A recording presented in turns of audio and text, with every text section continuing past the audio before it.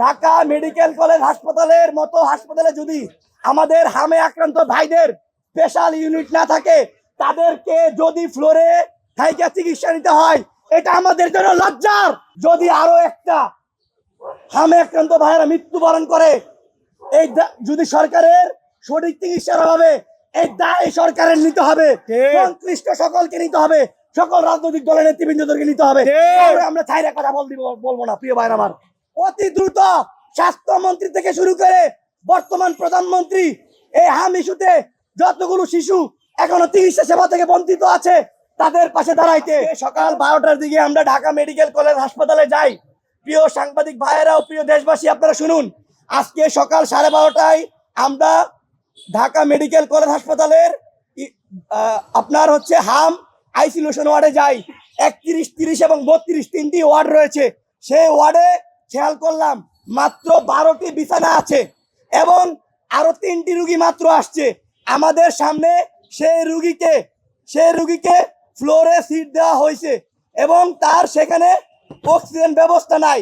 সেই মা কান্না করছে এবং সেই শিশুটি ঠিক এভাবে ফ্লোরে শুয়ে আছে।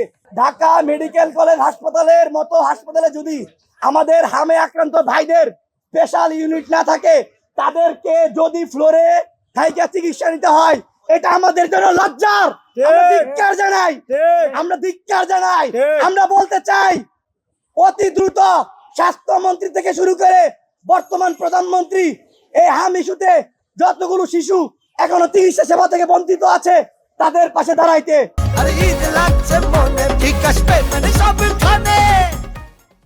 এবং তাদের যদি লজ্জা শরম থাকে, আমার কথা যদি ভিত্তিহীন তারা প্রমাণ করতে পারে, ঢাকা মেডিকেল কলেজে যে তারা হাম আইসোলেশন ওয়ার্ডে তাদেরকে যাইতে বলতেছি, নিজের চোখে যেয়ে দেখে আসেন।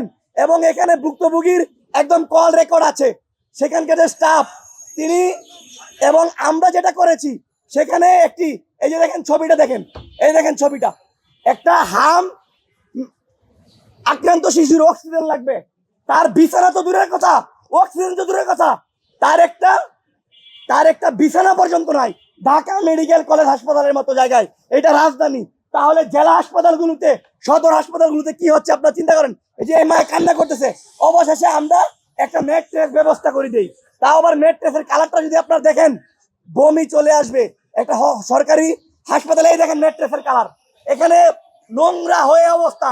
এই যদি স্বাস্থ্য খাত হয়, মানুষের মৌলিক চাহিদার ভিতরে অন্যতম স্বাস্থ্য, যদি স্বাস্থ্যমন্ত্রী বর্তমান প্রধানমন্ত্রী চিকিৎসা খাতটাকে উন্নত না করতে পারেন, আমাদের এই সব দরকার নাই। বাংলাদেশের মানুষ বুকে মুখে মরবে আর কত কাল। আমরা স্পষ্ট করে বলে দিতে চাই, যদি আরো একটা হামে আক্রান্ত ভাইয়েরা মৃত্যুবরণ করে, এই যদি সরকারের সঠিক চিকিৎসার অভাবে এই দায় সরকারের নিতে হবে, সংশ্লিষ্ট সকলকে নিতে হবে, সকল রাজনৈতিক দলের নেতৃবৃন্দদেরকে নিতে হবে। আমরা ছাইরা কথা বলবো না প্রিয় ভাইরা আমার।